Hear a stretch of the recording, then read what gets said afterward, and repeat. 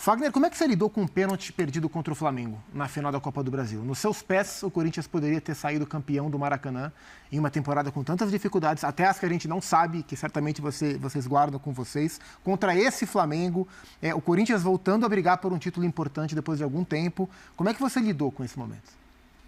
Péssimo. Palavra para se resumir, péssimo. Uma noite que você não dorme, que você fica pensando por que eu não bati assim, por que eu não fiz diferente. Literalmente fui cochilar um pouquinho, 7 e pouco da manhã. Fiquei a noite inteira acordada e você fica, putz, por que eu não fiz, por que eu não bati assim, por que eu não bati, poderia ter feito, mas não volta. Infelizmente é um tempo que se eu pudesse voltar, seria aquele pênalti. Mas infelizmente, acho que a carreira de um cara vencedor, ela se faz por esses momentos difíceis também, né? Eu acho que você tem que saber dar a volta por cima, você tem que saber remoer aquilo ali. 1, 2 dias que você fica ruim, fica mal, aquilo te faz mal, mas ao mesmo tempo você tem que falar assim, passou. Porque se eu não pensar assim, o próximo jogo eu vou mal, o próximo eu vou mal, e aí você vai cada vez pior. Pudesse voltar no tempo, como é que você bateria aquele pênalti? Cruzado, talvez, chapado. Queria só saber se te incomoda essa coisa de o Fagner é o cara que chega duro, o Fagner é o cara violento. Te incomoda esse tipo de coisa, esse rótulo até que te colocaram? Em algum momento você chega a pensar nisso em campo ou na sua forma de jogar por conta disso? O que me incomoda é o fato de as pessoas taxarem de violento. O violento em si, sim. Porque quem me conhece... O que te incomoda mais, a palavra violento ou desleal? Os dois. Os dois. Porque o desleal, ele vai fazer de tudo, e passar por cima de qualquer pessoa para conseguir o que ele quer. E eu nunca fui desleal na minha vida. Nunca. Nunca precisei passar por cima de ninguém, nunca precisei desrespeitar ninguém para chegar onde eu cheguei, né?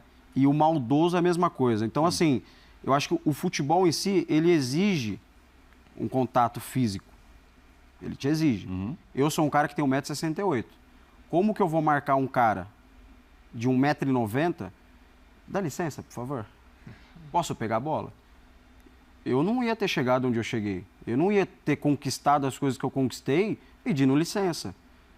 Então, assim, eu até brinco que, às vezes, o Fagner fora de campo é uma pessoa, o Fagner dentro de campo é outra. Dentro de campo é meu prato de comida. E é meu prato de comida. Minha família depende daquilo ali. Então, se eu tiver que dividir uma bola para eu ganhar o jogo, eu vou ter que dividir, eu não vou tirar o pé. Você falou sobre atletas que se cuidam e a minha pergunta era sobre um deles, que é o Renato, que você citou. Em 2015, junto com o Jadson, eles foram os melhores, os craques do campeonato, isso foi indiscutível. Mas o tempo passou e a impressão que me dá é que dentro dessa visão profissional de entender o corpo, o Renato voltou muito preocupado com o corpo, mas com uma genialidade até um pouco diferente. Você sente um Renato mais genial, né, em passes mais imprevisíveis? Porque você é um cara que se beneficia demais desse olhar diferente que ele tem para o jogo. O Renato, ele é gênio, né? O Renato é gênio. Isso aí, ele é um jogador que quando ele parar de jogar, vai ser raro ter jogadores como o Renato, né? Porque a leitura que ele tem de jogo é muito boa, a qualidade técnica nem se fala. Mas assim, o cara quando ele é inteligente, ele é bom tecnicamente, ele consegue entender o que o jogo está pedindo antes do que todo mundo, ele está na frente.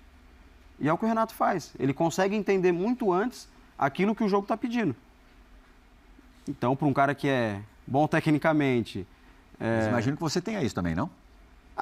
Eu tenho uma leitura de jogo muito boa, assim, né? Mas, assim, o que eu digo do Renato ser gênio é que ele é um cara de meio campo e ele consegue ditar o ritmo do time, né? É óbvio que, às vezes, para um lateral fica um pouco mais difícil, você está mais atrás, mas, assim, são coisas que quando você consegue ter essa percepção de leitura de jogo, de entender aquilo que o jogo está pedindo, você está um passo na frente, né? E o Renato, ele é fora de série.